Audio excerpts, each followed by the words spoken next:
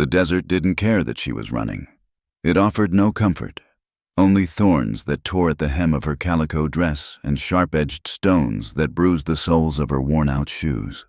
The setting sun bled across the horizon, painting the vast, empty landscape of the Arizona borderlands in hues of orange and violet, colors too beautiful for the ugliness chasing her. Every shadow was a hand reaching out, every gust of wind a whispered threat. Fear, raw and metallic, was a constant taste in her mouth. Mingling with the dust, her frantic pace kicked up. Cassie, barely 19, ran with the desperation of a creature caught in a trap, because that's exactly what she was. Her lungs burned, a fire that matched the one in her legs. She wasn't built for this. She was built for kitchens and sewing rooms, for a life her father had gambled away on a losing hand. The man he'd sold her to, Mr. Silas Croft, was a man whose age had settled in his soul long before it had grayed his hair. He was a mine owner with hands that looked like they could crush rock and a gaze that stripped everything bare. The thought of those hands, of that life, was a sharper spur than any rider could use on a horse. It propelled her forward, even as her body screamed for rest. Then she heard it. Not the whisper of the wind or the scuttling of some unseen lizard, but a deeper sound, a rhythmic, chugging thunder that grew from a vibration in the soles of her feet to a roar that filled the air.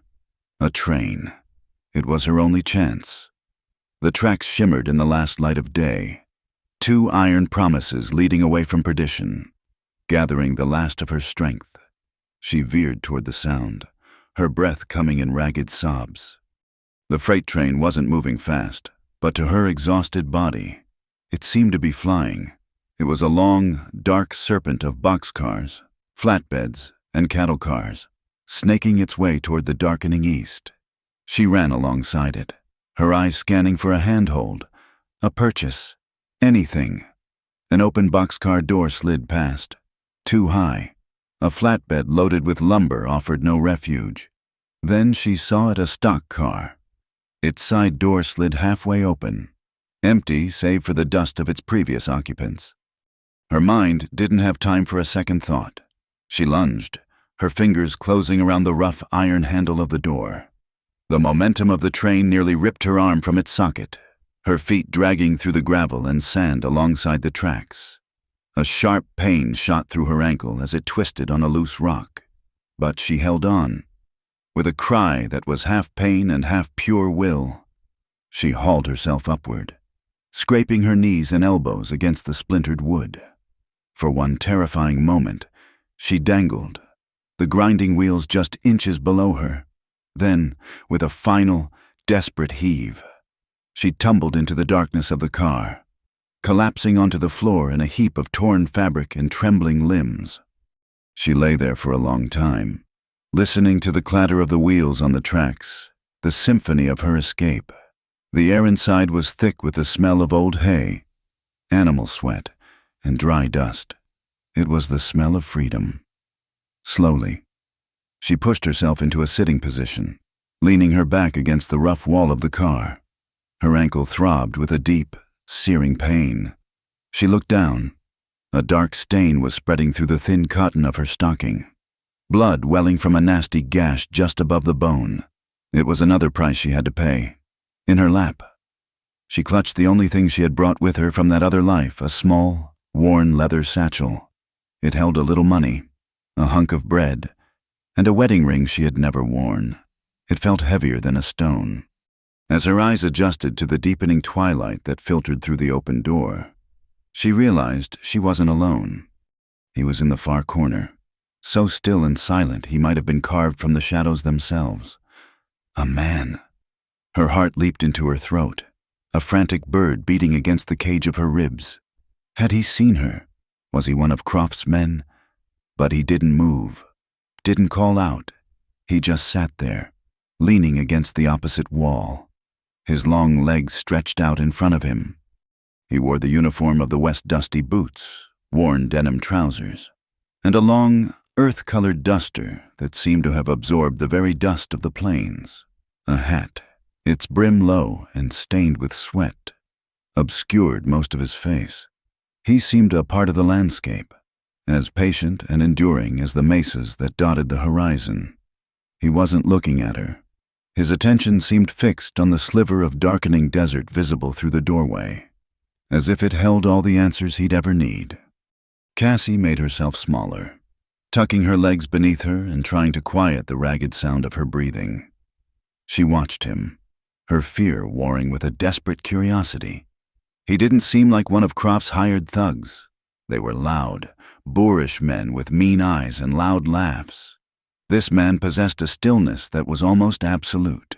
It was the stillness of a predator, perhaps, or of a man who had seen so much of the world's noise that he had no use for it anymore. The train lurched, rounding a bend, and a shaft of dying sunlight cut across the car, illuminating him for a brief moment. Cassie saw him clearly then.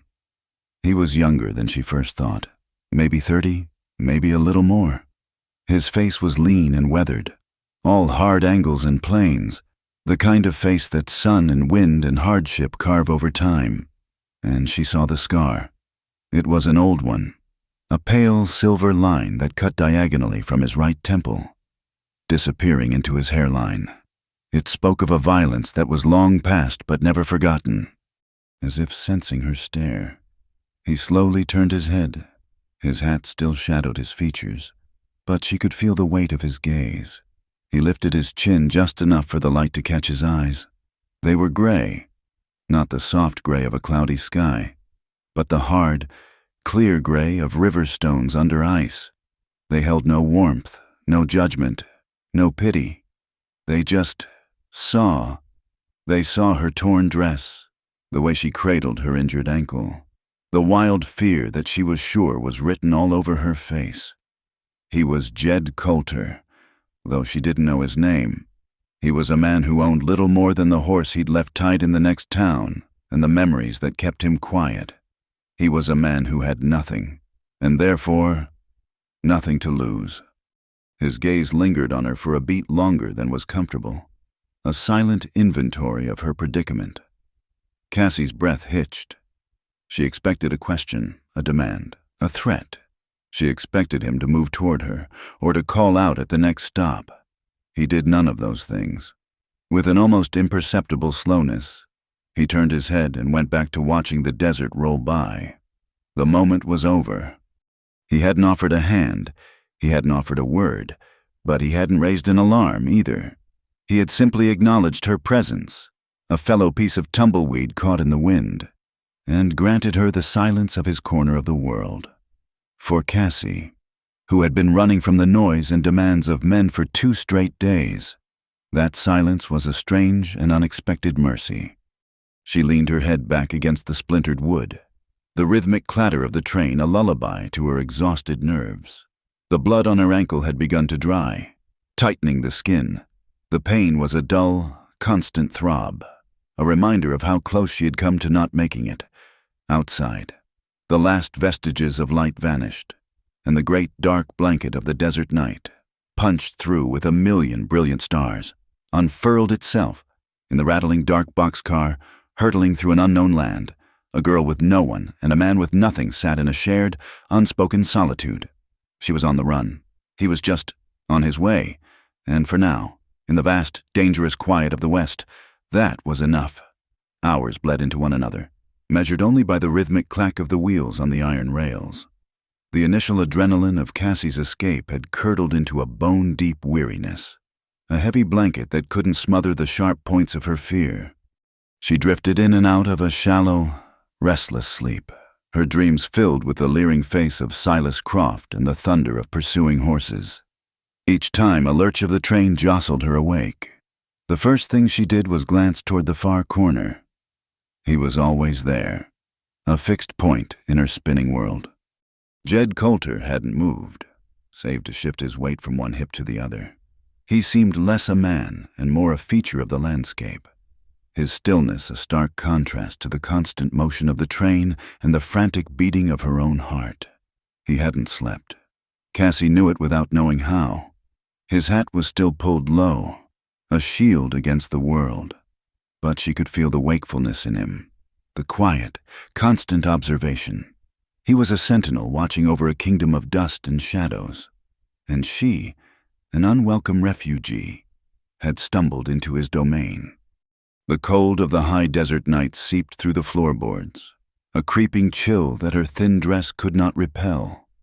She drew her knees to her chest, wrapping her arms around them, trying to conserve what little warmth she had. Her ankle was a constant, throbbing drumbeat of pain.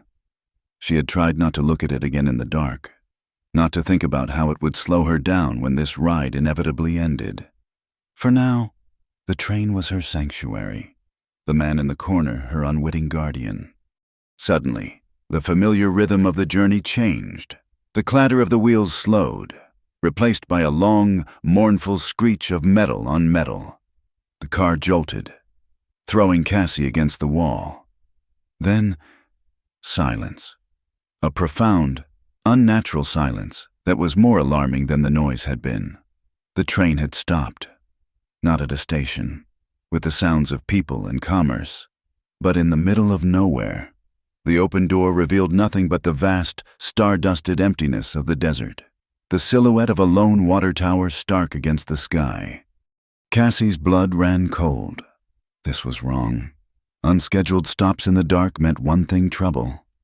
Her ears strained, catching a sound that didn't belong to the night, the crunch of heavy boots on gravel. It was more than one man. Then, a low voice, rough as burlap, drifted into the car. "Check 'em all, front to back." He said she'd be on this train. Another voice, higher and meaner, answered, "She ain't getting far, not with what she took." They were looking for her. Croft had sent men, of course he had. He wasn't a man to let an investment, a piece of property, simply walk away. Panic, cold and sharp, seized her. She scrambled backward, trying to press herself into the very wood of the train car, wishing she could dissolve into the shadows. There was nowhere to run, nowhere to hide. 3 figures appeared in the doorway, blocking out the starlight. One held a lantern, and its flickering yellow light threw their shadows long and grotesque into the car. The man holding it was wiry, with a weasel-like face. The one beside him was nondescript, but it was the third man that made Cassie's breath catch in her throat. He was huge, a mountain of a man with a thick neck and fists like cured hams. He ducked his head to enter the car, his presence immediately shrinking the space, filling it with a palpable menace. He smelled of whiskey and unwashed bodies. The big man's eyes swept the car, dismissing the empty corners before they landed on the still figure of Jed Coulter. He grunted, raising the lantern for a better look. "Well now, what have we got here?" the big man drawled, his voice a low rumble. He took a step forward, his boots thudding on the wooden floor. "Just a lone traveler." Jed didn't answer. He didn't even look up. He remained as he was, his hat shadowing his face, the picture of a man minding his own business. The big man, clearly the leader, wasn't satisfied. He took another step. "We're looking for someone. A girl, young, about so high," he said, gesturing vaguely with one massive hand. "Got away with a pouch of gold and a ring that don't belong to her. You seen anyone like that?" In her corner, Cassie's world narrowed to the space of a single, terrified breath. Gold. He'd told them she'd stolen gold. It was a lie, a justification to turn every man's hand against her, to make her a common thief in the eyes of the law. The money in her satchel was her dowry, money her own mother had saved for her, and the ring was the very symbol of her bondage. But the lie was a death sentence out here. The man's gaze was fixed on Jed, but it was only a matter of time before that lantern swung her way. She was trapped. A sob caught in her throat. She looked at the silent cowboy. He was her only chance, a foolish, desperate, impossible chance. Acting on an instinct born of pure terror, she moved. She didn't rise, but crawled on her hands and knees, staying low in the deepest shadows, the splinters of the floor digging into her palms. She moved toward him, the silent man in the corner. her predator and her only possible savior. She reached his side, her movement little more than a rustle of cloth. He must have felt her presence, but he gave no sign. His attention remained locked on the men who had invaded their quiet space. Cassie leaned in close, her lips almost touching the rough fabric of his duster. Her voice was a bare whisper, a thread of sound so faint it was nearly lost in the vast silence. "Please, hide me." For a heartbeat, nothing happened. The big man was growing impatient with the cowboy's silence. He took another heavy step forward, his shadow falling over them both. Cassie's hope withered. It was a foolish plea. Why would this stranger risk anything for her? He would give her up. Any sane man would. Then, Jed moved. It wasn't much. He didn't look down at her. He didn't speak. He simply gave a slow, almost imperceptible nod. He shifted his body, just a few inches, leaning forward slightly from the wall. As he did, he let the left side of his long duster fall open, creating a dark, hollow space between his body and the wall. It was an invitation. Without a second's hesitation, Cassie scrambled into the void. She pressed herself against him, tucking her head down, her cheek pressed against the hard muscle of his back. The thick, oiled canvas of the coat fell around her like a curtain, cloaking her in darkness. She was enveloped in his scent leather, dust, horses, and something else, something clean and sharp like cedar. She held her breath, her body rigid with terror, listening to the pounding of her own heart and the impossibly steady, slow beat of his. "I asked you a question, friend." The big man's voice boomed. Much closer now. Cassie could feel the vibrations through Jed's body. "You deaf." There was a slight rustle of fabric as Jed finally moved. Cassie pictured him tilting his head, his gray eyes finally lifting to meet the intruders. She heard him shift, and the space she was in tightened for a moment. "I heard you." Jed's voice was low and quiet, a gravelly sound that seemed unused. It held no fear, no anger. It was as flat and empty as the desert outside. "Just the one girl I'm interested in is a long way from here. Now, unless you plan on sharing that whiskey, you're disturbing my peace." The sheer, unexpected audacity of the response hung in the air. The big man let out a short, harsh laugh, but it held no humor. "A smart mouth. Maybe I ought to look under that hat, see if you ain't the one wearing a dress." He stepped right up to them. Cassie could smell him now, a sour, foul stench that made her stomach clench. She squeezed her eyes shut, praying for the floor to swallow her whole. She could feel the tension in Jed's back, not the tension of fear, but of a coiled spring. This was it, the moment of discovery. The man would reach out, push the duster aside, and it would all be over. But he didn't. There was a long, drawn-out silence. Cassie could only imagine the scene, the big, blustering thug staring down the quiet, still man in the corner. It was a standoff, a silent battle of wills fought in the flickering lantern light. The leader was used to fear. He thrived on it. It was the tool of his trade, and the man in front of him was giving him none. In Jed Coulter's cold, gray eyes, he likely saw nothing but his own reflection, and perhaps a calm, quiet promise of a violence he hadn't bargained for. "Ain't nothing here. Pike," the weasel-faced man said nervously from the doorway. "Let's just keep moving." Pike didn't answer for another long moment. Cassie felt the warmth of his body as he leaned in, his gaze surely sweeping the shadows around Jed's boots. She prayed he couldn't hear her heart, which was now a frantic drum against Jed's spine. Finally, with a frustrated grunt, Pike backed away. Waste of time. She's probably in one of the front cars with the paying folk. Come on. The heavy footsteps retreated. The lantern light swung away, plunging their corner back into deep shadow. The men jumped from the car, their voices and the crunch of their boots fading as they moved down the train. Cassie remained frozen, pressed against the stranger's back, not daring to move, not daring to breathe. She listened, her entire being focused on the sounds from outside, After what felt like an eternity, she heard a distant whistle, a lurch, and the slow, groaning complaint of the train as it began to move again. The clack-clack of the wheels resumed its steady rhythm. They were safe. For now.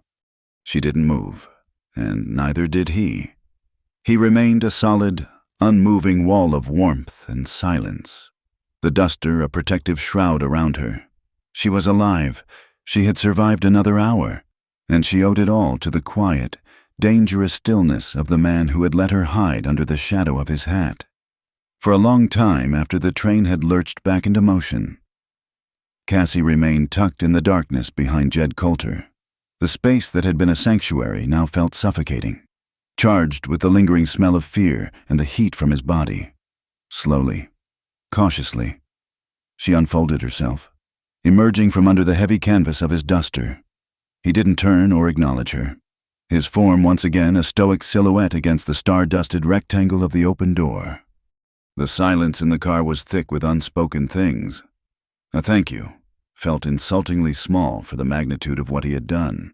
He hadn't just hidden her. He had placed his own body between her and a violent fate, challenging 3 men with nothing more than his stillness. She sat back in her corner, pulling the tattered edges of her dress over her knees, her eyes fixed on him. The train rattled on, carrying them deeper into the night. The sun rose the next morning on a world of pale sand and bruised purple mountains. The heat arrived with it, a physical presence that pressed in from all sides, turning the boxcar into an oven. Hours crawled by.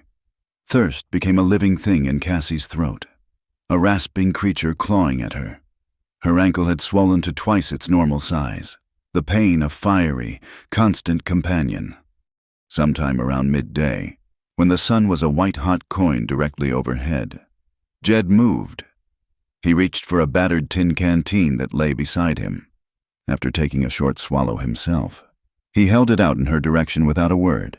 His gesture was simple, devoid of ceremony, as impersonal as offering water to a stray dog. Cassie hesitated for only a second before scrambling across the floor and taking it. Her hands trembled as she lifted it to her lips. The water was warm and tasted of metal, but it was the most precious thing she had ever known. She drank sparingly, knowing it might be all he had, and handed it back. Their fingers brushed for a fleeting instant. His skin was rough and calloused.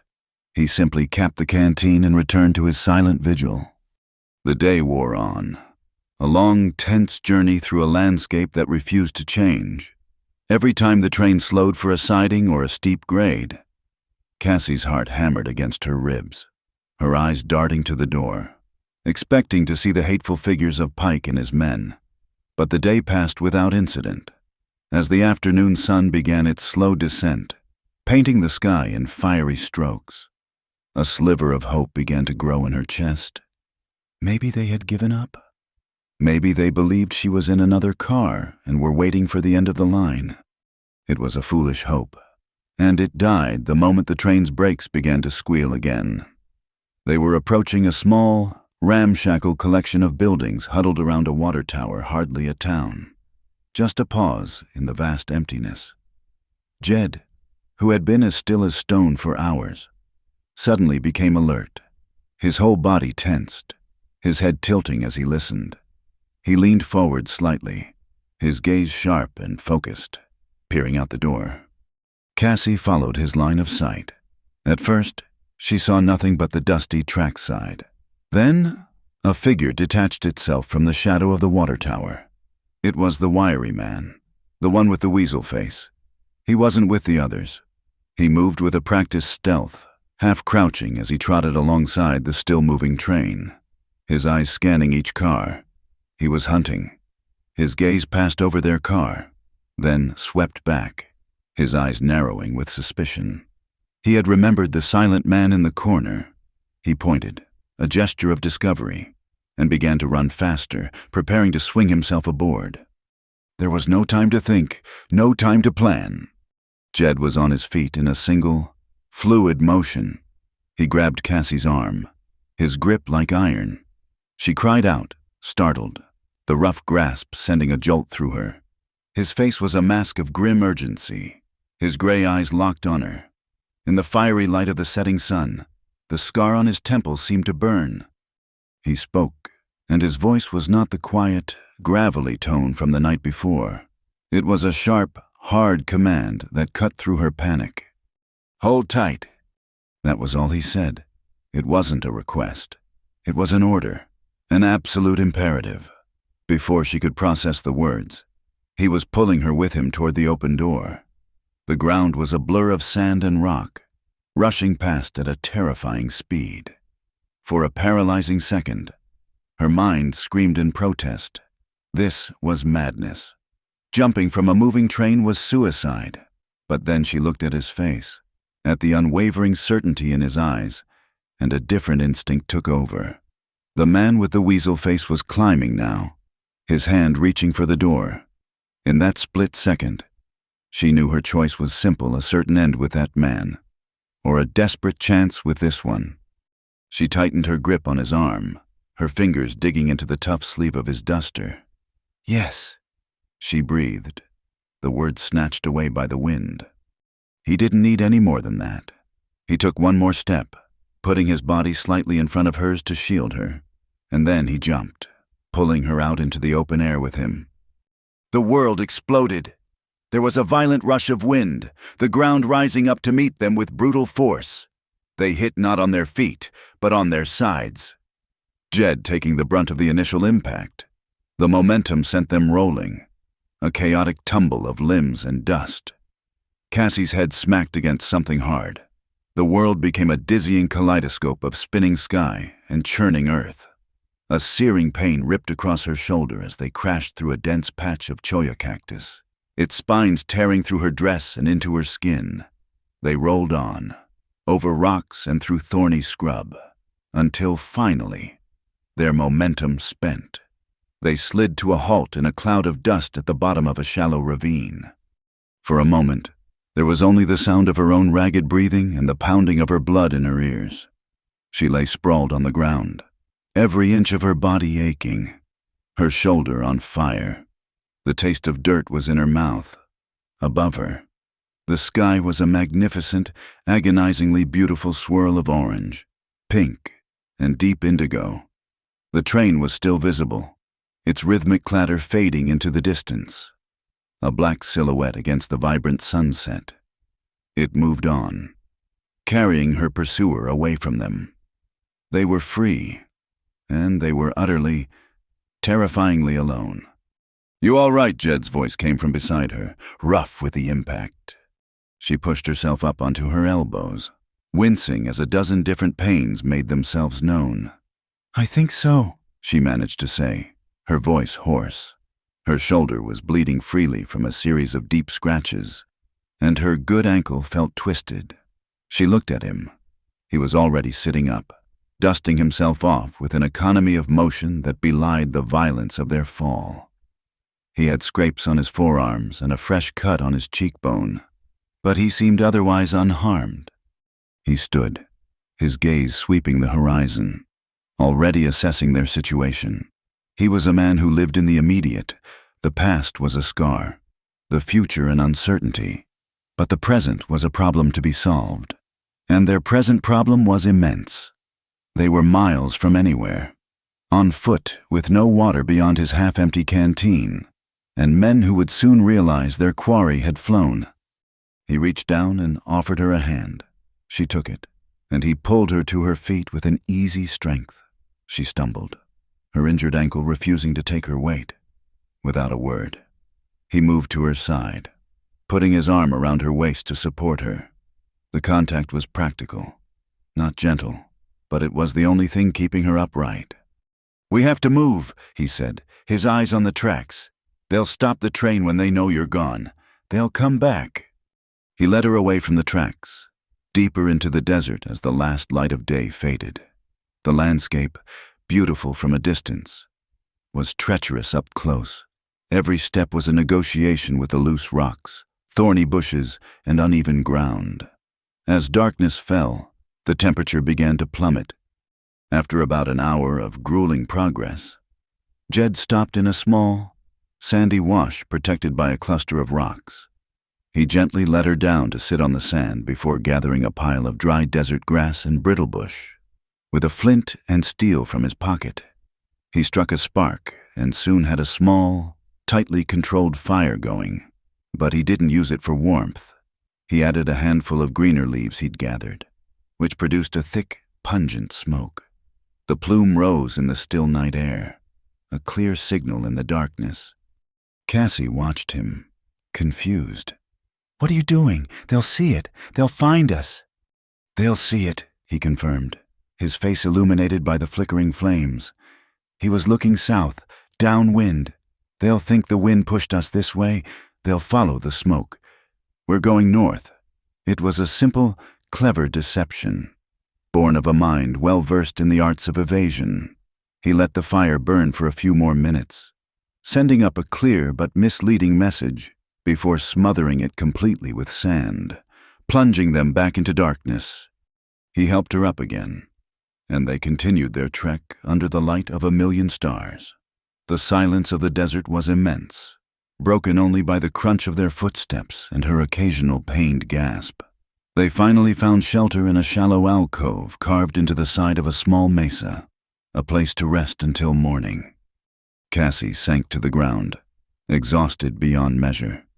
She looked at this silent, capable man who now sat across from her, his back against the rock, his gaze fixed on the vast, dark emptiness of the desert. He had saved her. Twice, he had jumped from a train, led her through the dark, and laid a false trail, all without hesitation, as if it were second nature to him. The question that had been simmering in her since she first saw him now boiled over. It was more than a question. It was a need to understand. Her voice, when she spoke, was barely a whisper in the great, silent expanse. "Who are you?" He didn't look at her. He kept his eyes on the horizon, as if watching for a sunrise that was still hours away. The starlight traced the line of the old scar on his temple. When he finally answered, his voice was low and carried on the cold desert wind, a confession and an explanation all in one. "Someone who was hunted just like you." His words hung in the cold night air, a bridge of shared experience forged between them. Hunted. The single word explained the watchfulness in his eyes, the scar on his temple, the way he could disappear into the landscape as if he were born of it. Cassie didn't ask any more questions. She didn't need to. In the vast, unforgiving darkness, she understood that they were two sides of the same battered coin. The rest of the night passed in a state of pained exhaustion. At the first sign of dawn, when the eastern sky turned the color of a pale pearl, Jed was on his feet. He helped Cassie drink the last of the water from his canteen, and then, with the same impersonal efficiency as before, he helped her to her feet and supported her weight as they began to walk north. The journey was a blur of pain and perseverance. Every step sent a fresh wave of fire through Cassie's ankle. The scratches on her shoulder and arm stung in the dry air. But Jed was a relentless, steady presence beside her. He set a slow, grueling pace, never complaining, his eyes constantly scanning the terrain ahead. He seemed to know the desert intimately, reading the subtle language of the rocks and the sparse vegetation. He led them through dry riverbeds and winding canyons, always keeping to low ground. A path that was harder but kept them hidden from view. He was a ghost in his own land. By late afternoon on the second day, Cassie was near the end of her endurance. The world had shrunk to the next painful step. The dust on Jed's boots, the steadying pressure of his arm around her. Just when she thought she could go no further, the landscape began to change. The harsh, open scrubland gave way to a narrow canyon, and as they rounded a final, sharp bend, the world opened up into a valley she never would have known existed. It was a place held in the cup of the surrounding mesas, a secret world of pale green grass and a thin, hardy line of cottonwood trees that marked a hidden water source. In the center of this small haven, tucked against the base of a rock wall, was a homestead. It wasn't much. A small, sun-bleached cabin with a porch that listed to one side. a dilapidated barn, and a corral that held a single, sturdy-looking gray horse. The place looked less lived in and more endured, as if it, too, was hiding from the world. A profound silence hung over it, the kind of quiet that sinks into your bones. "This is it," Jed said. It was the first full sentence he'd spoken to her in 2 days. Nowhere. As they approached the cabin, a small figure appeared on the porch. It was a little girl, no older than 7, with a tangle of sun-streaked brown hair and a faded blue dress that was too big for her. She stood perfectly still, her bare feet planted on the old wood, watching them with large, solemn brown eyes. She held a half-carved piece of wood in one hand and a small knife in the other, which she handled with a practiced ease that was startling in one so young. The girl's gaze was fixed on Cassie, a look of wary appraisal. She was a tiny gatekeeper to this forgotten place. As they drew closer, Jed released his hold on Cassie and walked the last few feet alone. He didn't say a word to the child, but simply rested his hand on top of her head for a moment. The girl leaned into his touch, a flicker of a smile touching her lips before she looked back at Cassie, her expression softening from suspicion to a cautious curiosity. It was a silent conversation, a transfer of trust that needed no words. Jed gestured for Cassie to come onto the porch and then opened the cabin door. "You can rest inside. May will bring you some water." He then walked toward the barn, leaving Cassie standing awkwardly on the porch with the little girl. May looked Cassie up and down one more time, then disappeared into the cabin without a word, her small feet making no sound on the floorboards. She returned a moment later with a dipper of cool, clean water. Cassie drank it gratefully, the weariness of her journey washing over her in a great wave. The inside of the cabin was one large room, Spartan and yet surprisingly clean. A rough-hewn table and 2 chairs stood in the center. A stone fireplace and hearth, swept clean of ash, took up most of one wall. In one corner was a bed, neatly made, and in the other, a small cot. Everything was scrubbed and orderly, but it was a man's order functional, devoid of any softness or comfort. Over the next few days, Cassie did little more than sleep. Jed had cleaned and bound her ankle with a practiced hand, applying a bitter-smelling poultice of crushed leaves that drew out the swelling. He treated the deep scratches on her shoulder with the same detached care. He never touched her more than was necessary, and his hands, though calloused and strong, were surprisingly gentle. He said little, but his actions were a language all their own. Every morning when she woke on the cot, a fresh cup of water would be on the floor beside her. The wood box next to the cast-iron stove was always full. He would leave for hours at a time, returning with a rabbit or a brace of quail, which he would clean and prepare with a quiet efficiency. He gave her space, he gave her safety, and he asked for nothing in return. It was a kindness so profound and so different from anything she had ever known that it left her breathless. As her strength returned, the idleness began to weigh on her. She wasn't used to being still, so she started to work. She found an old broom and swept the floor until the planks shone. She took down Jed's spare shirt, which had a tear in the sleeve, and mended it with a needle and thread she found in a small tin box. Her stitches were neat and small, a quiet act of gratitude. One afternoon, she explored the pantry and found a sack of flour, some salt, and a tin of lard. She spent the afternoon coaxing the temperamental wood stove, and by the time Jed and May returned from checking a line of traps, the cabin was filled with the warm, comforting smell of freshly baked biscuits. Jed stopped dead in the doorway, his eyes going from the plate of golden brown biscuits on the table to Cassie, who was wiping her hands nervously on her dress. He didn't smile, but the hard lines around his eyes seemed to soften for just an instant. He simply nodded, took a biscuit from the plate, and handed it to May before taking one for himself. That night, they ate their stew with the biscuits, and the familiar silence at the table felt less empty, more like a shared peace. It was May who finally broke the quiet spell that hung over the homestead. After a few days of silent observation, the little girl seemed to decide that Cassie was a permanent and welcome fixture. One morning, she took Cassie by the hand, her small, warm fingers closing around Cassie's. "Come see," she said, her voice clear and sweet. She led Cassie out behind the cabin to a small, well-built chicken coop. A handful of plump, healthy-looking hens were scratching in the dust. May pointed to each one with a serious expression, as if she were making formal introductions at a society ball. "This is Henrietta," she said, pointing to a speckled hen. "She is the boss.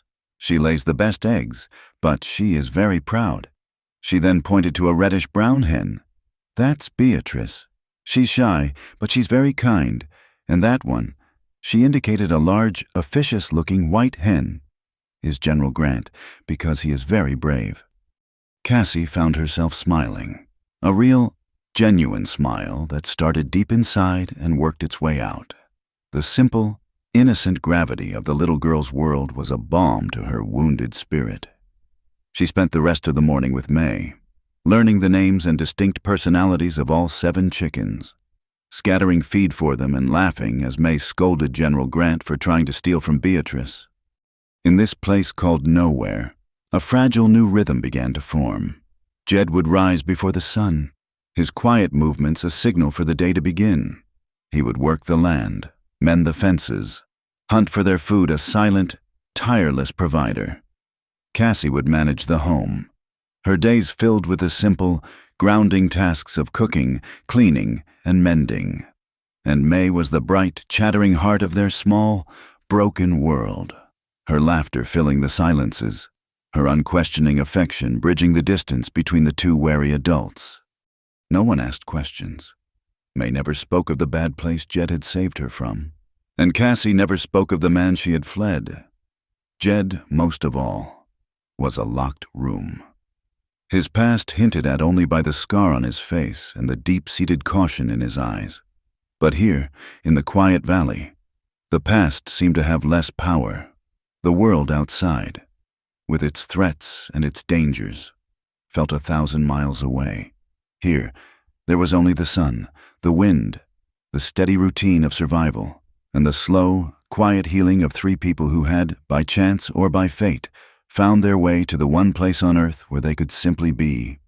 The weeks in the valley settled into a quiet, predictable rhythm, a gentle current that began to smooth the sharp, broken edges of Cassie's soul. The days were marked by the sun's slow journey across the sky, the nights by the cool, silent breath of the desert. Fear, once a constant companion, receded into a dull, background hum, a memory rather than a threat. She learned the nuances of the wood stove, the exact spot on the porch where the morning sun was warmest, the way the wind sounded just before a rainstorm. She learned the shape of this small, hidden world, and in it, she was slowly, carefully, learning the shape of herself again. Her life became a tapestry of simple, grounding tasks. She tended to the chickens, her conversations with Henrietta and General Grant a source of private amusement. She learned to knead dough on the rough-hewn table, the repetitive, physical work a comfort to her restless mind. She patched the knees of May's only dress and then, using a piece of an old flour sack, fashioned a rag doll for her, with button eyes and yarn hair.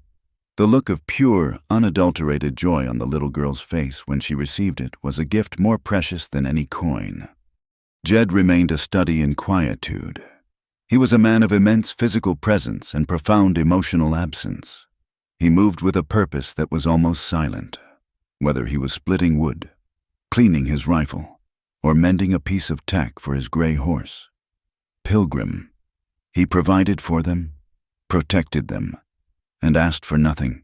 He was a wall between them and the harshness of the world, a wall built of silence and competence. But the silence was changing.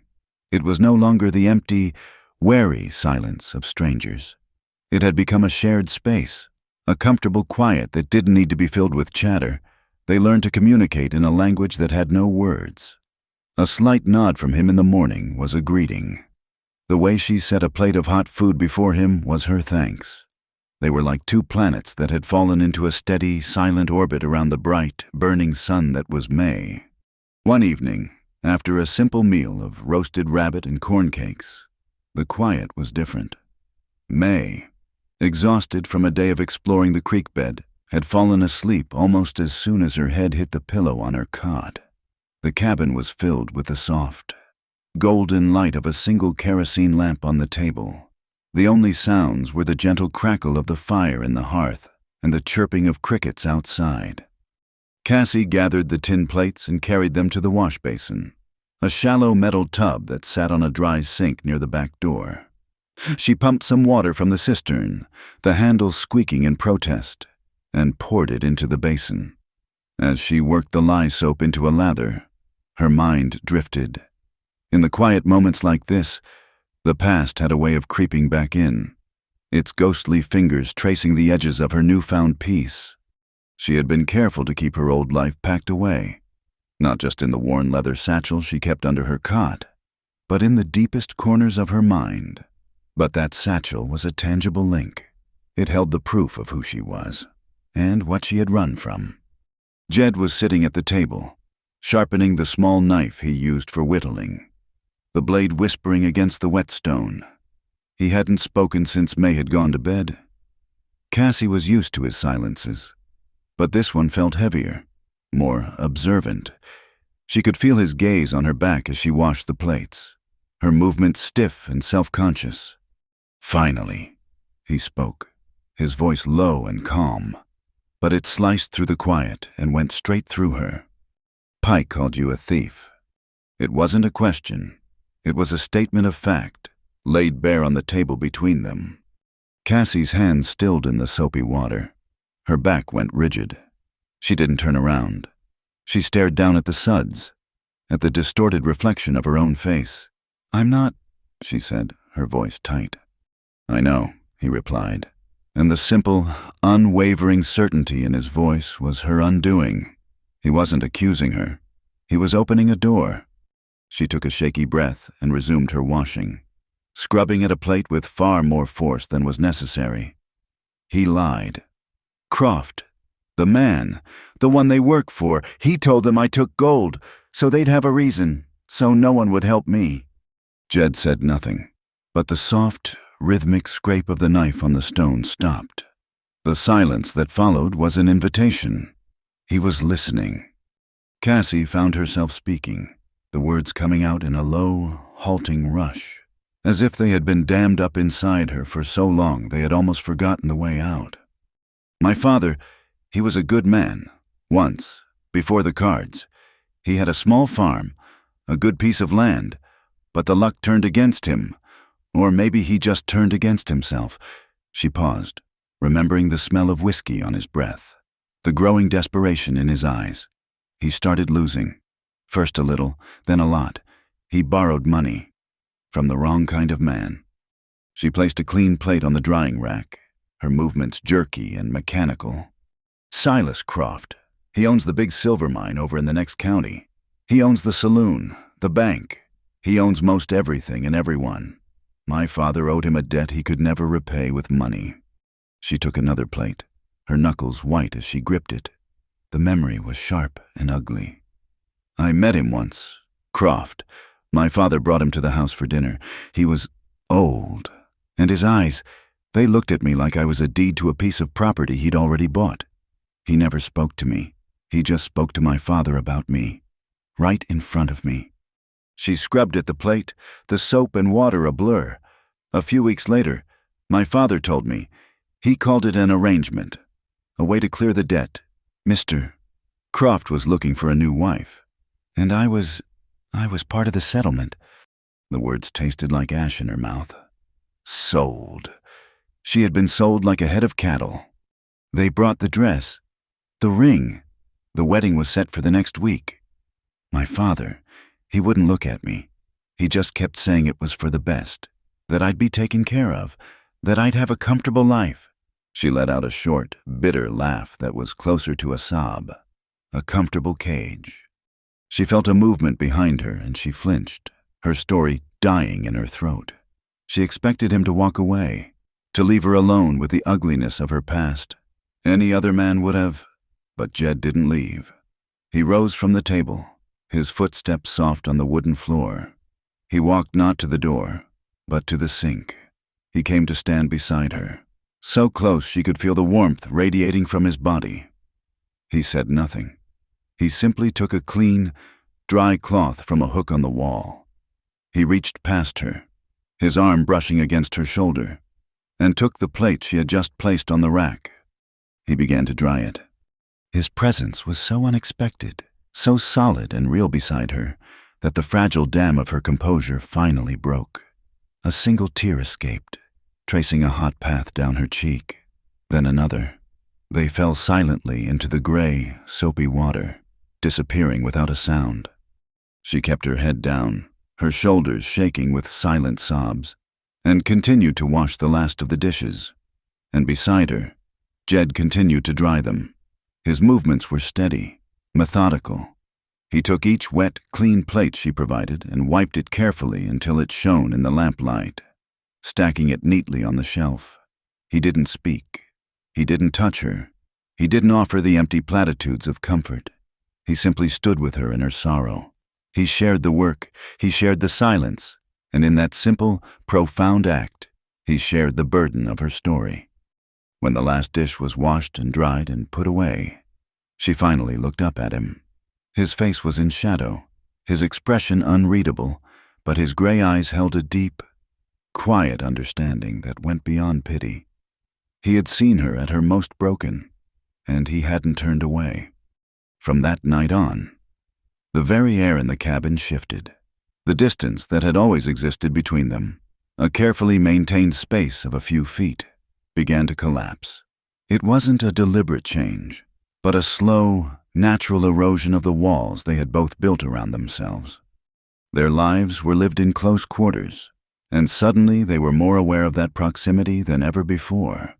When they passed each other in the narrow space between the table and the hearth, the brush of his arm against hers was no longer accidental.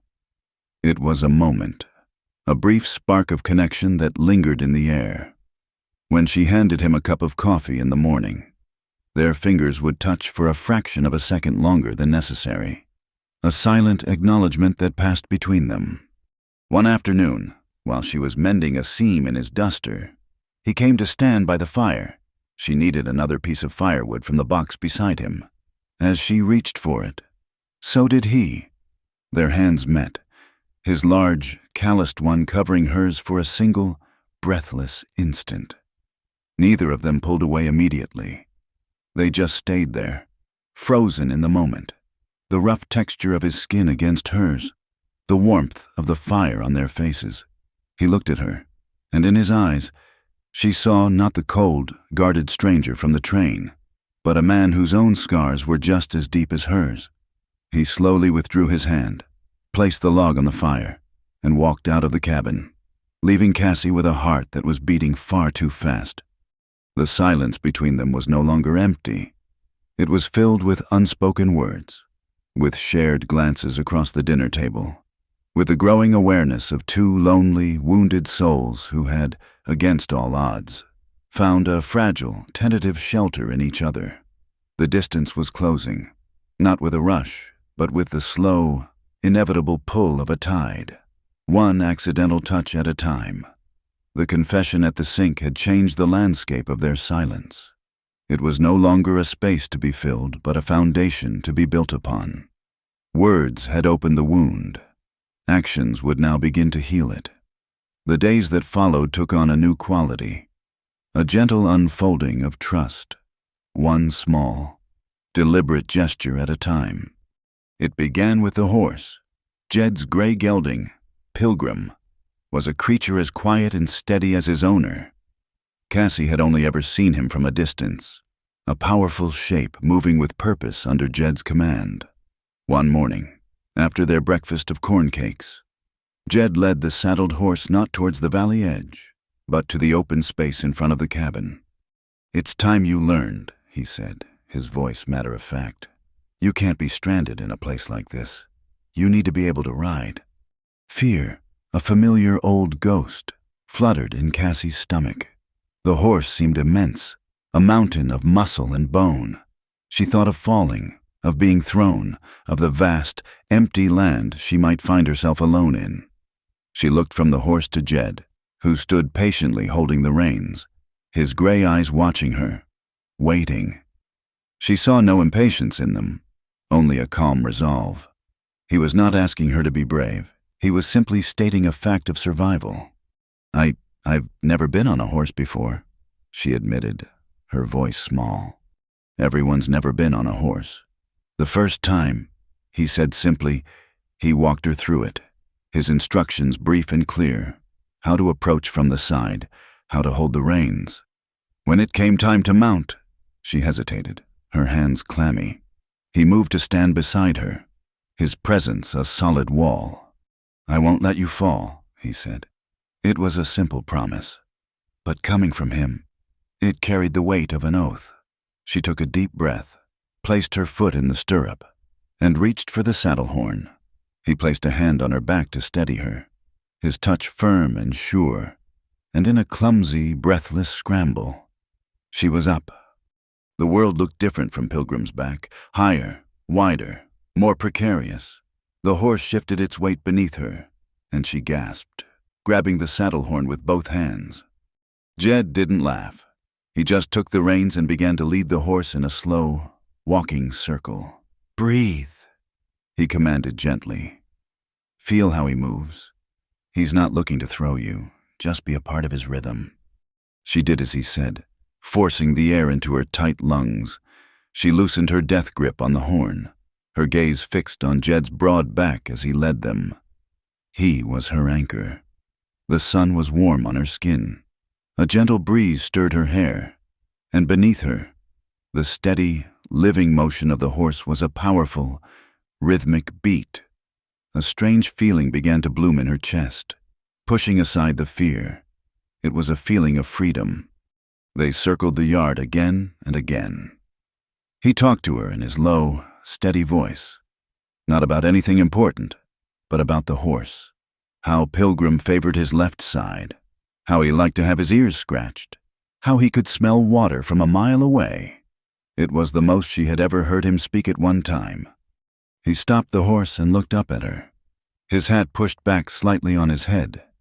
You scared? Cassie considered the question. The initial terror had vanished, replaced by a quiet thrill.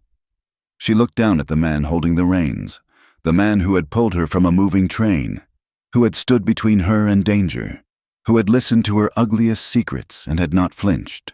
She looked at his steady hands, his calm eyes, and the answer rose in her, clear and true as a desert sunrise.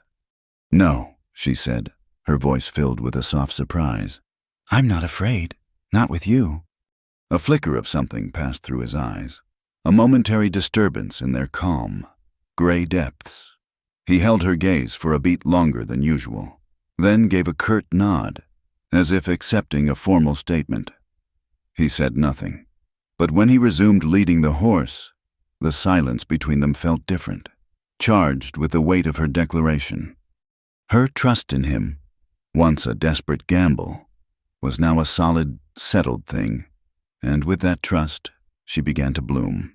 The cabin, once just a temporary shelter, started to feel like a home because she was helping to make it one. Jed had a small, fallow plot of land behind the chicken coop where the soil was dark and rich from the nearby creek. One afternoon, he began to turn the earth with a shovel, his muscles straining as he broke through the hard, sun-baked crust. Cassie came out to watch him, and soon she was on her hands and knees, breaking up the larger clods of dirt with her hands, pulling out rocks and roots. They worked together all afternoon under the hot sun. A silent, efficient team. They had no seeds, but Jed knew the land. He showed her which wild greens were edible, which roots could be boiled into a passable stew. They were not just surviving anymore, they were cultivating. They were planting roots in this place called nowhere. Their days settled into a new harmony of shared labor, while Jed undertook the immense task of rebuilding the crumbling perimeter fence that defined the valley. a job of digging post holes and stretching wire that was both brutal and monotonous. Cassie created a world of comfort within those boundaries. She became an expert at mending.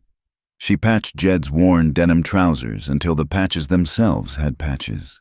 She took one of his old, threadbare shirts and, with careful cutting and stitching, turned it into 2 new blouses for May. She spent one entire afternoon making May a sunbonnet from a scrap of canvas, carefully forming the brim to shield the little girl's face from the relentless sun. They were 2 separate forces working in concert. She would see him out on the fence line, a distant, solitary figure, and her heart would ache with a feeling she couldn't name. It was a mix of gratitude, admiration, and a deep, protective tenderness. She started bringing him a dipper of cool water in the middle of the day. She would walk the long distance to where he was working, and he would stop, take the dipper, and drink it all down in long, thirsty swallows. His eyes never leaving hers, he would hand it back with a nod of thanks, and she would walk back, the unspoken exchange warming her more than the sun. One evening, as she was taking a walk along the creek bed while Jed and May were inside, she stumbled upon a small, hidden patch of desert marigolds. They were a brilliant, defiant splash of gold against the red earth, a spot of impossible beauty in the harsh landscape. On impulse, she picked a small handful. Their stems were fuzzy, and their scent was sharp and clean. She carried them back to the cabin, her heart beating a little faster.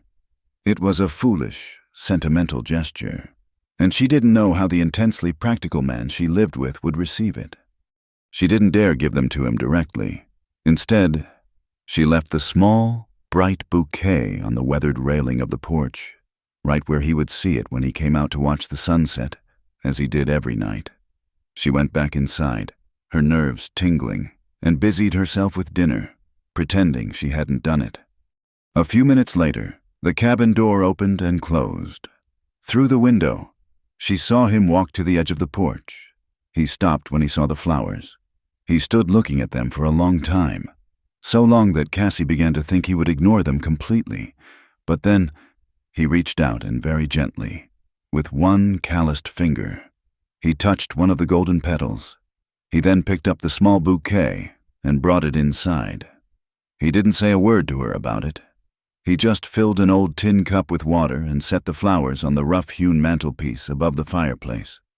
They were a spot of bright, living color in their simple home, a silent testament to an affection that was taking root and blossoming. The next afternoon, she received his reply. She had been cooking over the hot stove, as she did every day, her back and feet aching from standing on the hard planked floor. She stepped outside for a moment to get a breath of fresh air. When she came back in, something was different. Placed on the floor, in the exact spot where she always stood to stir the pots, was a low, 3-legged stool. It was old, but the seat had been newly and carefully wrapped in a piece of soft, supple leather, the same kind he used for mending saddles. And on the small crate beside it, where he kept his whittling tools, sat a tin cup filled to the brim with cool, fresh water from the well. Cassie stopped and stared. It was the most beautiful thing she had ever seen. It wasn't just a stool. It was an answer. It was a conversation. He had seen her fatigue. He had noticed her discomfort. He had spent his time and his skill to offer her a piece of comfort. It was a gesture so thoughtful, so profoundly kind, that it brought tears to her eyes. This silent, guarded man, who spoke so few words, had found a way to say everything. She slowly sat down on the stool. It was the perfect height. She reached out and touched the cup of water, her fingers tracing the cool metal. He hadn't just brought her comfort, he had anticipated her thirst. That evening, a new intimacy settled between them, as comfortable and solid as the stool she now sat on. Love hadn't arrived in a rush of passionate declarations. It had grown slowly, quietly, in the spaces between them. It was in the steady rhythm of his fence mending and her sewing, in a handful of wildflowers left on a porch rail, and in the profound, unspoken kindness of a simple leather-wrapped stool. The piece they had built was as real and as fragile as a spider's web in the morning dew. It was a thing of quiet beauty, shimmering in the gentle light of their daily routines, but vulnerable to the slightest disturbance. The afternoon had begun in this peaceful state. May was on the porch, humming a tuneless song to the button-eyed doll Cassie had made for her. Cassie herself was tending to their small, hopeful garden, her hands in the cool earth, a smudge of dirt on her cheek. Across the yard, the rhythmic thud of an axe split the air as Jed sectioned a fallen cottonwood for firewood. It was a portrait of domestic tranquility, a life that felt 1,000,000 miles from a frantic escape on a midnight train. The first sign of trouble was not a sound, but a change in the light. The brilliant, sharp blue of the Arizona sky began to fade, washed out by a sickly yellow haze that crept in from the west. The wind, usually a gentle whisper in the valley, picked up a sudden, mournful voice, rattling the leaves of the cottonwoods and kicking up small dust devils in the yard. Jed stopped his work, his axe buried in a log. He stood perfectly still, his head up, his face turned towards the wind, seeming to taste the air. He had the look of a wild animal sensing a shift in its environment, an instinctual alertness that went far beyond simple weather observation. "Cassie," he called out, his voice sharp, cutting through the rising wind. "Get May inside." Cassie looked up, shielding her eyes. The horizon was disappearing, swallowed by a rolling, brown wall of dust. A storm was coming, a bad one. She quickly gathered her tools and hurried to the porch. "Come on, sweet pea," she said, taking May's hand. "Let's get inside before the wind blows us away." They had just latched the door behind them when the storm hit. The world outside vanished in a suffocating cloud of dust and sand. The wind shrieked like a banshee, hammering against the small cabin, and fine silt began to puff through the tiny cracks in the walls. May, frightened by the sudden violence of the weather, clung to Cassie's leg. Cassie held her close, her own heart beating a little faster, her eyes on the window, where Jed's sturdy form was barely a silhouette against the brown maelstrom as he secured the barn door. He came inside a moment later, shaking a thick layer of dust from his hat and coat. He didn't speak of the storm. His face was grim, his eyes narrowed and hard. He went straight to the mantelpiece and took down the heavy rifle that always hung there. He checked the action, his movements economical and precise, before leaning it against the wall near the door. The loud, final click of the mechanism was more ominous than the howling wind. "What is it?" Cassie whispered, her voice tight with a sudden, cold dread. He looked at her, then at May, and his expression was one she had never seen before, a cold, controlled fury. "Stay away from the window," was all he said. They didn't have to wait long. Through the cacophony of the storm, a new sound emerged, the frantic, terrified whinny of Pilgrim from the barn, and then another sound, closer, the jingle of harness and the thud of horses' hooves, unnaturally muffled by the dust. They weren't just passing through. Jed moved to the door, pressing his back against the wall beside it, the rifle now held firmly in both hands. Cassie, her arm wrapped protectively around May, crept to the window and dared a quick look through a small, cleaner patch of the glass. 3 figures on horseback materialized out of the swirling dust, like wraiths summoned by the storm. They were spectral and terrifying, their forms distorted by the thick, choking air. But as they drew closer, she recognized them.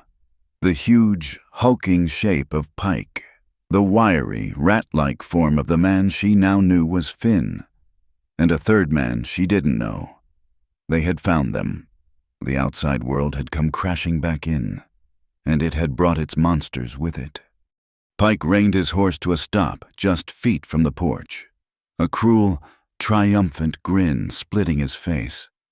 "Coulter," he bellowed, his voice carrying over the wind. "I knew you were a sly one. Found yourself a nice little hidey-hole, but you can't run forever." Jed remained silent, a stone-cold presence inside the cabin. "Send out the girl," Pike shouted, his voice thick with menace. And the gold she stole, do that, and maybe we'll just kill you quick. We've been tracking you for weeks. We're not in a patient mood. Cassie's blood ran cold. This wasn't just about her or the lie about the gold anymore. It was about Jed. They were here for him, too, for the humiliation he had dealt them on the train. There was a long, tense moment where the only sound was the screaming wind.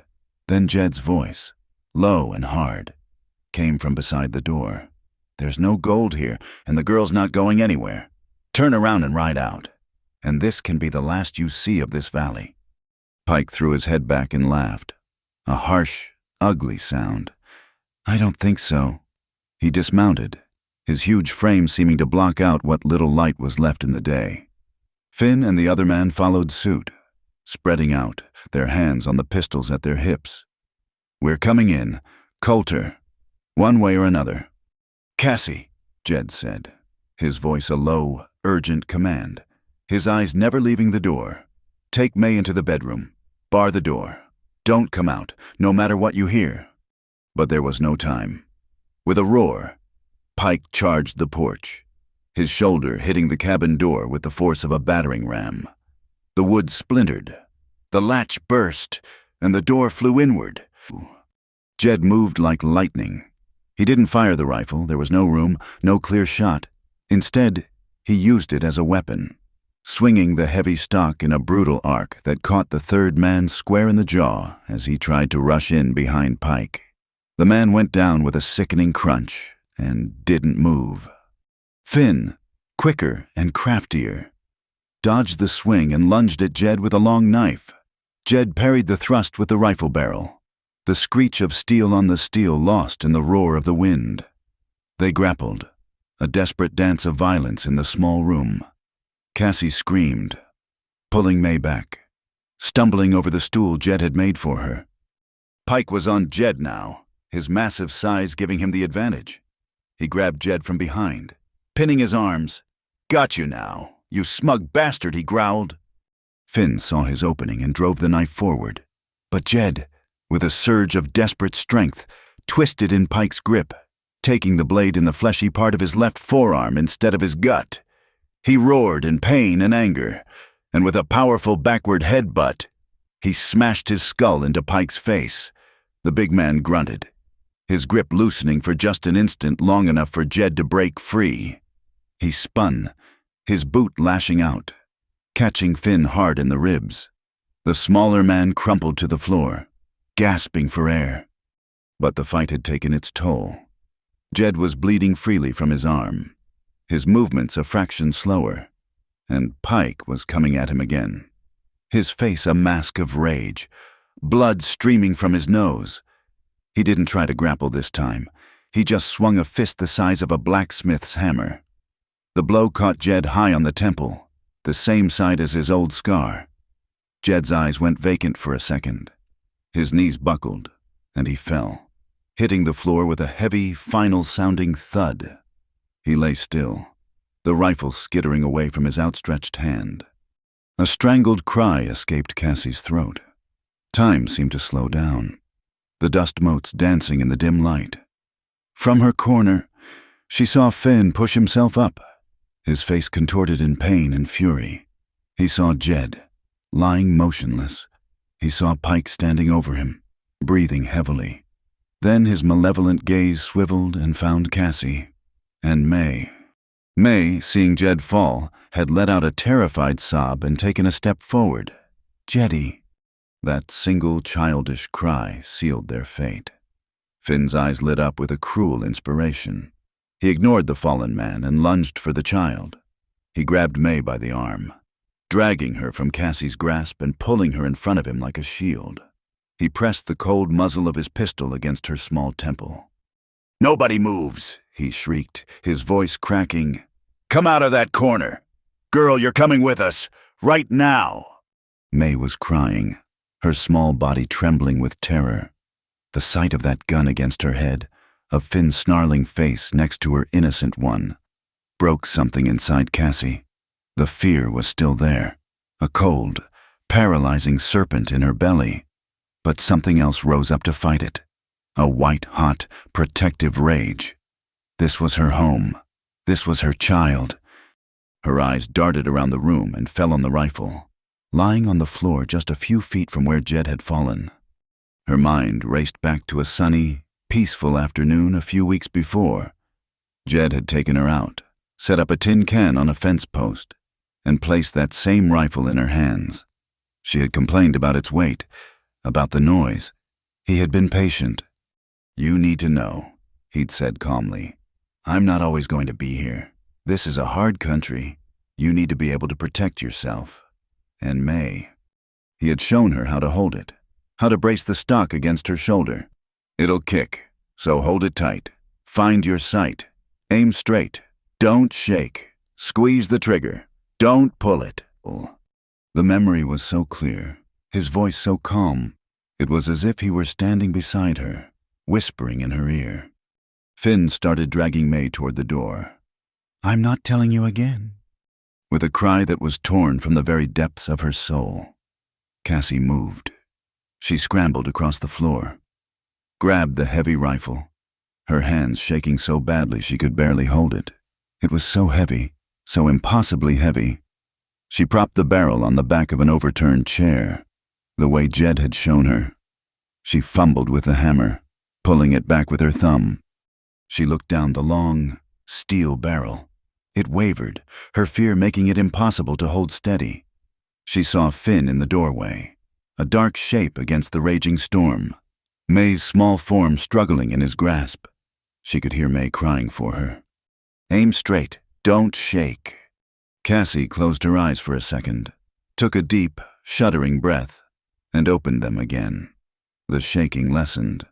Her vision narrowed until the only thing she saw was the man who was threatening her child. She remembered Jed's final instruction. "Squeeze, don't pull." She wrapped her finger around the cold, curved piece of metal. She exhaled, and as the last of the air left her lungs, she squeezed. The explosion was deafening in the small cabin. The rifle kicked back with the force of a mule, slamming into her shoulder and sending a shock wave of pain through her body.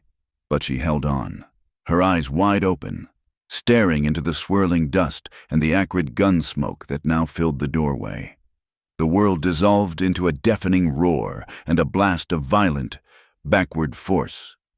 For a disoriented second, Cassie thought the storm had finally broken the cabin apart.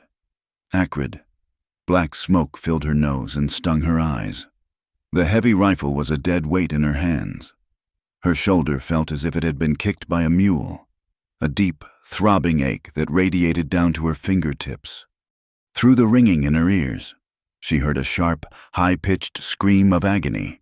It was not a sound of rage, but of pure, unadulterated pain. The swirling dust in the doorway parted for an instant, and she saw Finn. He had dropped May. He was staggering backward, clutching his arm, his face a white mask of shock. A dark stain was spreading rapidly across his sleeve, just below the shoulder. He stared at the wound, then at Cassie, his eyes wide with a mixture of disbelief and terror. May, released from his grasp, scrambled away from him and ran on trembling legs towards Cassie, burying her face in the folds of her dress and sobbing with a series of gut-wrenching, hiccuping cries. Cassie's arms went around her automatically, pulling the small, shaking body close, her hand stroking the child's hair. Pike stood frozen for a single, critical moment, his bloody face a picture of stunned fury. He looked at the man Jed had knocked out, still motionless on the floor. He looked at Finn, who was now stumbling out into the storm, howling in pain. And he looked at Cassie. She was no longer a frightened girl cowering in a corner. She was a woman holding a rifle, smoke curling from its barrel, with a look in her eye that was as hard and unforgiving as the desert itself. He was a bully and a brute, but he was not a fool. His calculation was swift and silent. The easy prize had turned into a bloody fight. His men were down, and the girl, the one he had dismissed as a piece of property, had just proven she was deadly. He took one last, hateful look at Jed's still form on the floor, spat a curse into the dust, and then turned and plunged out the door after Finn. A moment later, through the howl of the wind, Cassie heard the frantic sound of horses being mounted, and then the sound faded, swallowed by the storm. They were gone. The silence they left behind was more profound than the noise of the fight. It was a vacuum, filled only by the screaming wind outside and the sound of May's desperate sobs against Cassie's dress. For a long moment, Cassie couldn't move. She was locked in place, the heavy rifle still propped on the chair, her body trembling with the aftershock of what she had done. Then, the reality of the room came crashing back in. The overturned furniture, the splintered door, the still, silent form of the third man near the hearth, and Jed. "Jed," she whispered, the name a prayer on her lips. Gently, she disentangled herself from May. "It's all right, sweet pea. It's over now. They're gone." She guided the still crying child to her cot in the corner. "You stay right here. Be a brave girl for me." Then she turned and ran to him. She fell to her knees at his side, her hands hovering over him, afraid to touch, afraid of what she might find. Jed, can you hear me?" He didn't move. He lay on his side, his face slack, his eyes closed. The cut on his forearm from Finn's knife was bleeding sluggishly, the dark blood pooling on the floorboards. But it was his head that terrified her. A deep, ugly bruise was already purpling his temple, right where Pike's fist had landed. It was swollen and tender-looking, a fatal blow for a lesser man. For all she knew, it had been a fatal blow for him, too. A wave of nausea and a terrible, cold dread washed over her. Not him, please, not him. The one person who had shown her a kindness that asked for nothing. The one person who had made her feel safe. The one person she was beginning to... She couldn't finish the thought. She couldn't let her mind go there. Not now. Now. She had to act. Jed had taught her to survive. Now. She had to teach herself to save. With a strength she didn't know she possessed, she got her hands under his arms. "Help me," she grunted, as if he could hear her. "You have to help me." He was a dead weight, heavy with muscle and bone. It was a desperate, clumsy struggle. She pulled and strained, her feet slipping in his blood, her own aching shoulders screaming in protest. Slowly, an inch at a time, she dragged him across the floor to his bed. Getting him onto the mattress was another monumental effort, but she managed it, collapsing against the bed frame afterward, gasping for breath, her body slick with sweat. The storm raged on outside, mirroring the chaos in her heart. But inside the cabin, a quiet, focused calm descended upon her. She moved with a purpose she had never felt before. She found the clean cloths she used for dish drying. She filled the basin with water. She went back to his side. First, the knife wound, with gentle, trembling fingers. She cut away the sleeve of his shirt. The gash was deep, but it was a clean cut. She washed it as best she could, her touch light, her heart aching at the sight of his strong arm laid open. She found the jar of poultice he had used on her ankle and applied it, then bound the wound tightly with strips of cloth torn from one of her petticoats. Then, his head. She bathed his face, wiping away the dirt and the blood from Pike's nose. She placed a cool, damp cloth on the swelling at his temple, her fingers brushing against the old, white scar. She thought of the story that scar must tell, one of the many stories locked away behind his silent, gray eyes. She prayed this new wound would not be his last. As she worked, May crept from the cot, her crying having subsided to quiet. Fearful sniffles. She came to stand by the bed, her small hand clutching her rag doll. She looked at Jed's still face, her lower lip trembling.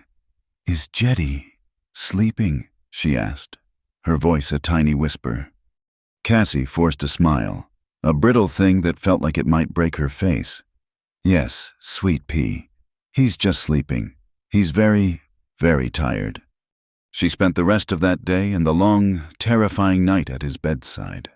She sat on the floor, her back against the bed, holding his hand. It was large and calloused, but it lay limp and unresponsive in hers. She felt for the pulse at his wrist, a faint, steady beat that was the only proof he was still with her. She watched the slow, shallow rise and fall of his chest. She prayed. She didn't pray to a God she knew from a church, but to the vast, silent desert, to the spirit of the valley that had given them shelter, to whatever force had brought this quiet, wounded man into her life. She prayed with a desperation that was raw and elemental. The storm broke sometime before dawn. The wind died down, and a gentle rain began to fall. A soft, cleansing sound on the roof. It washed the dust from the air. And when the sun rose, it was into a world that was scrubbed clean and new. The light that filtered into the cabin was soft and hopeful, but it did little to dispel the shadows that clung to Cassie's heart. The next day passed in the same slow, agonizing rhythm. She forced May to eat some of the cold biscuits left over from the day before. She herself felt no hunger. She changed the cloth on Jed's head, cleaned his wound again, and spoke to him in a low, constant murmur, telling him about the chickens, about the garden, about the way the light looked on the mesas after the rain. She didn't know if he could hear her, but she couldn't bear the silence. She held his hand, her thumb tracing the lines on his palm, as if she could pour her own strength, her own life, into him through her touch. On the third day, she felt a flicker, a faint pressure against her fingers. Her head snapped up. She stared at his hand, clasped in hers. Had she imagined it, she waited, her breath held in her chest, and then it came again, a definite, weak squeeze. Tears sprang to her eyes, tears of sheer, overwhelming relief. "Jed," she whispered, leaning close. "Jed, can you hear me?" His eyelids fluttered. They were bruised and swollen, and it seemed to take a colossal effort for him to open them. When he did, they were hazy and unfocused. He blinked slowly, his gaze drifting around the cabin, trying to make sense of the world. Finally, his eyes found her. They were still clouded with pain and confusion, but they were his eyes. They were the gray, steady eyes she knew. He tried to speak, but only a dry, rasping sound came out. She quickly brought a dipper of water to his mouth, helping him take a small, careful sip. He swallowed with difficulty. He lay back against the pillow, his gaze never leaving her face. He seemed to be looking for something, searching her expression with a desperate intensity. Then he spoke. His voice was a raw, broken whisper, a mere shadow of its usual low gravel, but the words were clear. They were not about the fight, not about his pain, not about the men who had come for them. They were only about her. "You still here?" The question was so simple, so raw, so stripped of all his usual defenses. It laid his own deep-seated fears bare. It wasn't a question about her physical presence. It was a question about her heart. It was the question of a man who had been hunted, who had been hurt, who had learned to expect that everyone, eventually, leaves. Tears streamed down Cassie's face, but she was smiling. She squeezed his hand, the one that was now holding hers back. She leaned down, her face close to his, so he could see the absolute, unwavering truth in her eyes. "I'm not going anywhere," she said, her voice thick but steady. It was not just an answer. It was a vow. Not ever. A change came over his face, the tension, the fear, the deep, painful question in his eyes. All of it seemed to dissolve, washed away by her words. A profound, weary peace settled over his features. He closed his eyes, his grip on her hand still firm, and for the first time in 3 days, he slept. Not the deep, death-like unconsciousness of before, but a true, healing sleep. And Cassie sat beside him, still holding his hand, the hopeful morning light streaming in through the window, illuminating the dust motes that danced in the quiet, peaceful air. Jed's recovery was a slow, quiet dawn after a long and violent night. The first days were a blur of sleep and brief, hazy moments of wakefulness. Cassie became his anchor to the world. Her presence was the first thing he was aware of when he woke. and the last thing he registered before drifting off again. She was a soft voice, a cool cloth on his forehead, the steadying pressure of a hand on his. She fed him broth, spoonful by spoonful, as if he were a child. She cleaned and redressed the wound on his arm, her touch now practiced and sure. He was a difficult patient only in his silence. He accepted her care without complaint, but also without comment, his gray eyes following her as she moved about the cabin. She saw in them a profound vulnerability he had never allowed himself to show before. The wall of stoic self-reliance he had built around himself had been breached, and in the rubble, something new and fragile was beginning to grow. May was his other medicine. The little girl, her terror from the attack having subsided into a deep, clinging affection, would sit on a small stool by his bed for hours. She would chatter to him, telling him about Henrietta's newest egg, showing him the pictures she'd drawn in the dirt with a stick, or simply holding her rag doll and watching him, her solemn brown eyes filled with a fierce, protective love. Jed wouldn't always respond, but his gaze would soften when she was near, and once, Cassie saw his hand, lying on the blanket, reach out and weakly touch the doll's yarn hair. Slowly, the strength began to seep back into him. First, he was able to sit up, his back propped against the wall, for a few minutes at a time. Then came the day he stood, his weight supported by Cassie on one side and the wall on the other, his face pale and beaded with sweat from the effort. Each small milestone was a quiet victory they celebrated not with words, but with a shared look of relief. As he healed, the dynamic in the cabin shifted again. He was no longer the silent, capable protector, and she no longer the frightened, dependent refugee. They were partners, equals in the shared project of their survival and his recovery.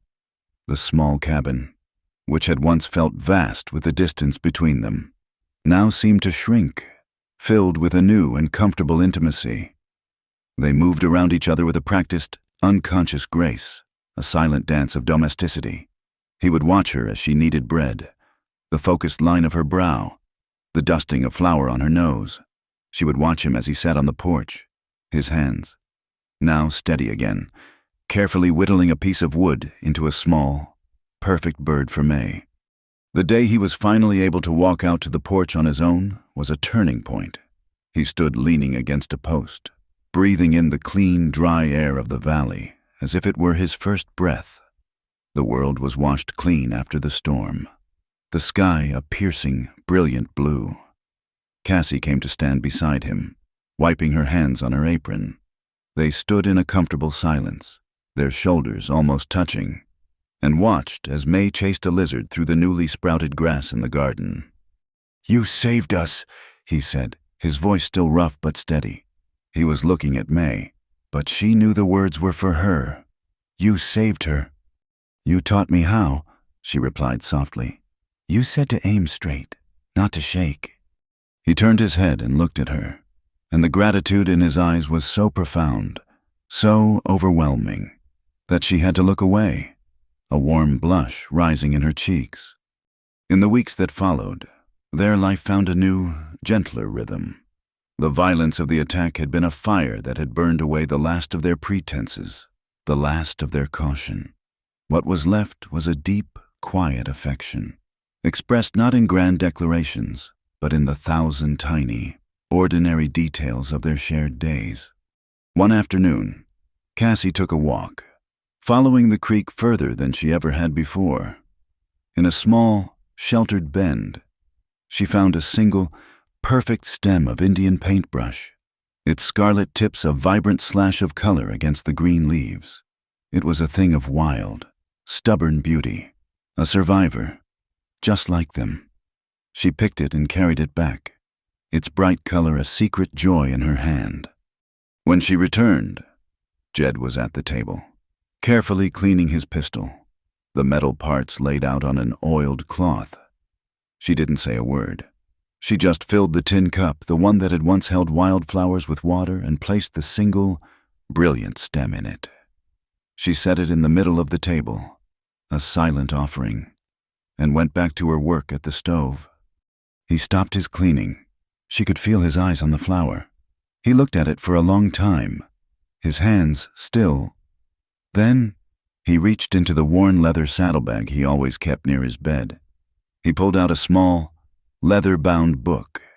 It was a ledger, its pages filled with neat columns of figures and notes written in a precise, economical hand. It was a record of another life, a life before the valley.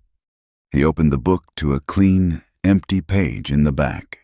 With a reverence that startled her, he took the stem of Indian paintbrush from the cup, shook the water from its leaves, and laid it carefully on the page.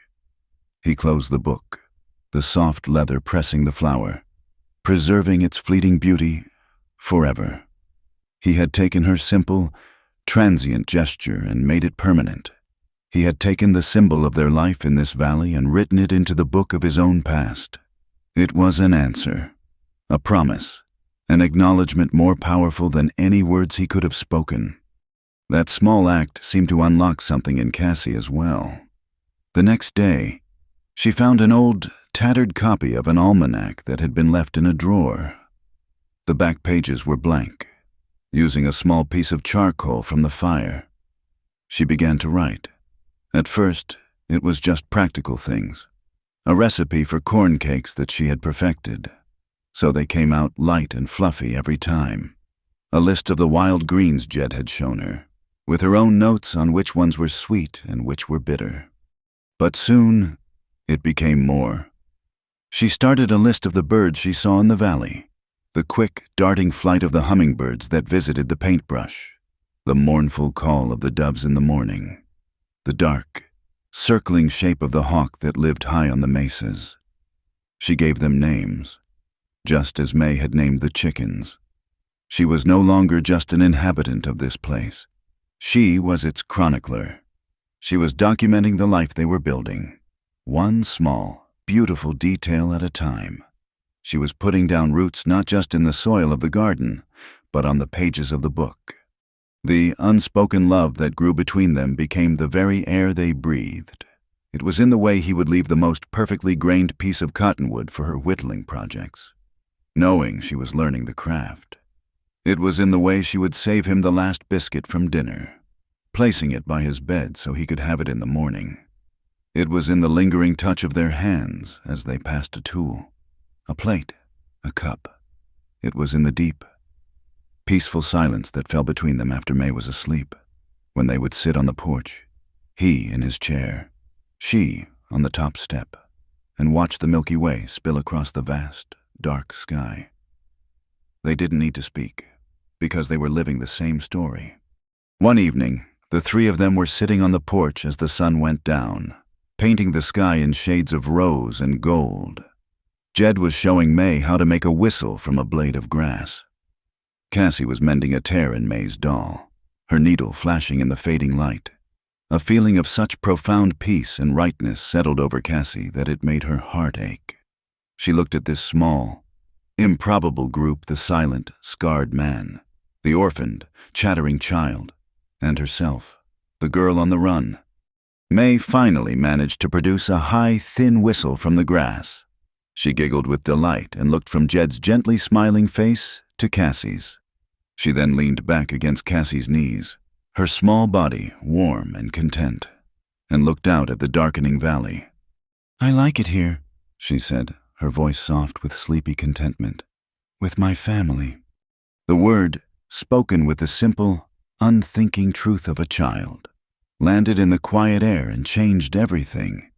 It was a word neither Cassie nor Jed had ever dared to think, let alone speak. Family. Cassie's hand stilled, the needle hovering over the doll. She looked at Jed. He had frozen, the blade of grass still held to his lips. He slowly lowered his hand and turned to look at her. Their eyes met over the top of May's small head. In his gaze, she saw it all. The shock, the recognition, the slow, dawning wonder of it. He looked at her, and she saw the walls of his past crumble, saw the guarded, hunted man from the train disappear, replaced by a man who had, against all odds, found a home and she knew that he saw the same thing reflected in her own eyes. The fear was gone. The running was over. She was home. No one spoke. No one needed to. May's simple, innocent declaration had given a name to the truth that had been growing between them all along. The quiet man, the rescued child, and the girl on the run. They weren't just three survivors sharing a shelter. They were a family.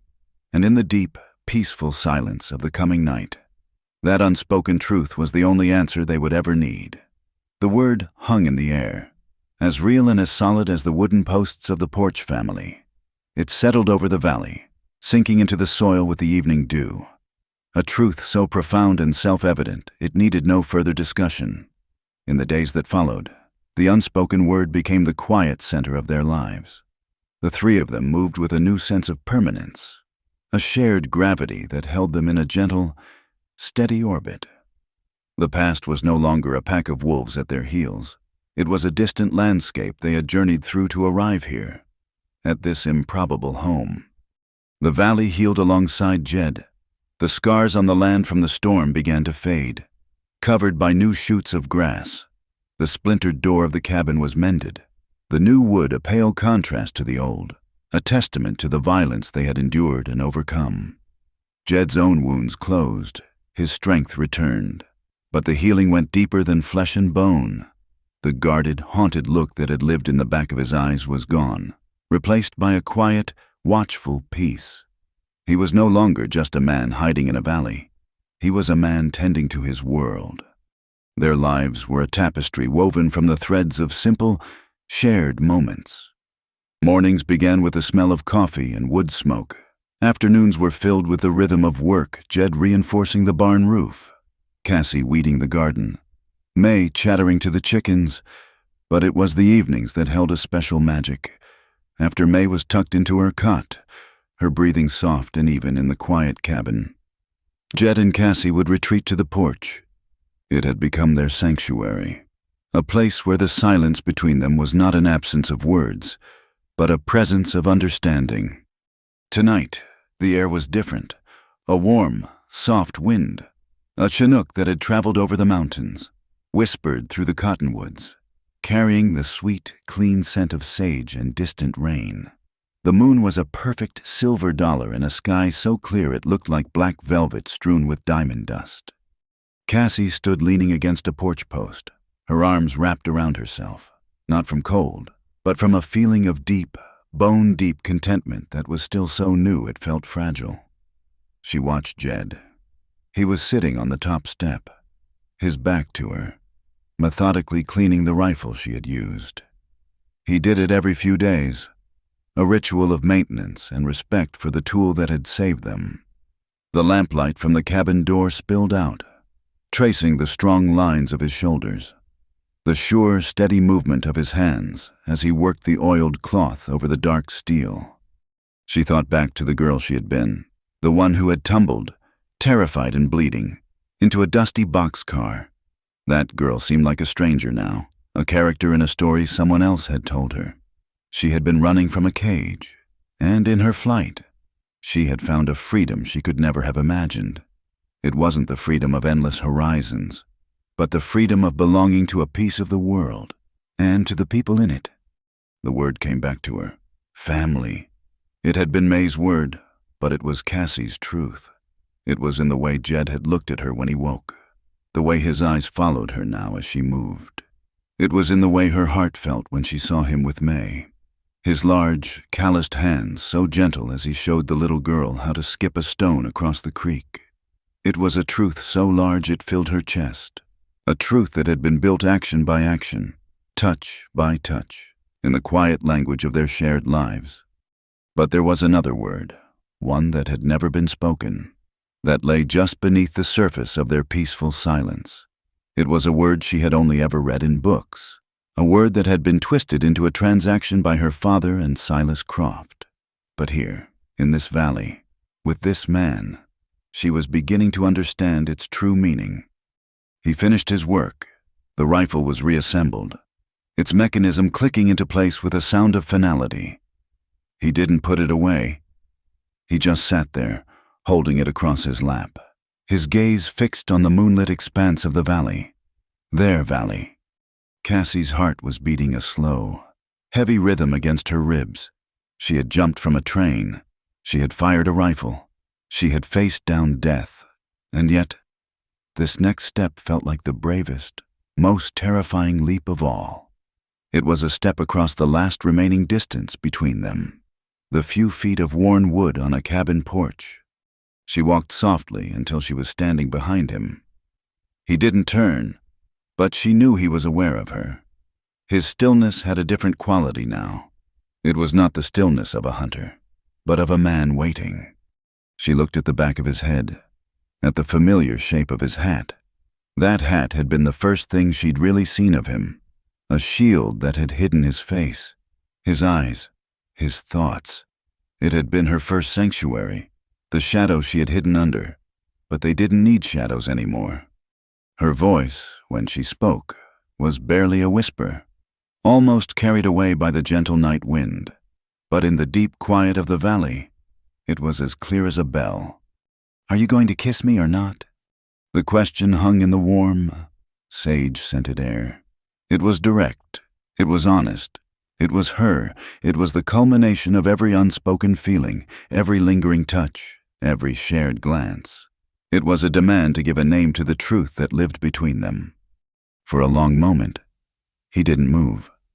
Cassie's breath caught in her throat. Her courage wavered. Perhaps she had misread everything. Perhaps the peace she felt was all in her own heart. And he was still the solitary man, content in his quiet world. Then, slowly, he set the rifle aside, leaning it carefully against the porch post. He turned on the step, not rising, but shifting to face her. And then he did something she had never seen him do. He reached up with both hands and took off his hat. He held it in his lap, his head now bare in the moonlight.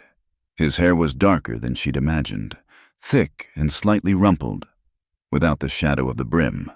His face was completely open to her, vulnerable and unshielded. The old scar was a pale silver line, a map of a past he no longer needed to hide from. His gray eyes, clear and deep as a mountain lake, met hers, and in them, she saw no distance, no walls, no shadows. She saw only her own reflection, and a deep, soul-shaking tenderness that made her knees feel weak. He looked at her, this woman who had crashed into his solitary life, this woman who had mended his shirts and his soul, this woman who had fought for his family. And a slow smile touched his lips, a real, genuine smile that transformed his rugged face, erasing the hard lines of his past and leaving only the gentle truth of the present. His voice was a low, soft rumble, a sound that seemed to come from the very earth beneath them. "All night," he said, "if you let me." He rose to his feet in one fluid motion, closing the last of the space between them. He didn't reach for her. He waited, his hands at his sides, giving her the choice, as he always had. It was her move. She stepped into his arms. It felt like coming home.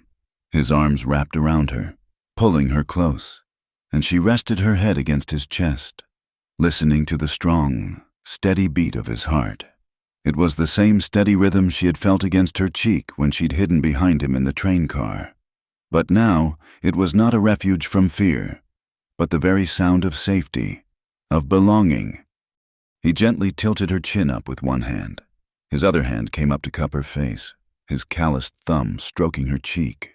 He looked down at her, his eyes searching hers, a silent question and its answer passing between them. And then he lowered his head and kissed her. It was not a kiss of frantic, desperate passion. There was no hurry, no demand. It was a kiss of profound and patient certainty. It was as quiet and as deep as the valley itself. It tasted of wood smoke and coffee in the clean desert night. It was a kiss that spoke of shared hardship and silent understanding, of wild flowers on a mantelpiece and a stool placed by a stove. It was the final, irrefutable word in a long conversation that had been spoken in gestures and glances. In that kiss, all the broken pieces of their pasts, the scars, the losses, The long, lonely nights finally found their place, fitting together to create something whole, something beautiful. The silence that had defined them was finally filled, not with words, but with a feeling so powerful it needed no sound. They stood on the porch of a small, weathered cabin in a place called Nowhere, wrapped in each other's arms under a canopy of 1,000,000 stars. The girl on the run and the man who was hiding had stopped. They were no longer defined by what they had fled, but by what they had found. In the heart of the wild, unforgiving desert, in the quiet spaces between a question and its answer, they had found their place. They had found their peace. They had found each other. Thank you for listening to our story. We'd love to know where you're listening from, so please drop a comment below to connect with us and share your thoughts. If you enjoyed this story, please subscribe to our channel, Wild West Stories 1850, and give this video a like. And to help this story be heard by more people, please consider supporting us by hitting the hype button. Your support means the world to us.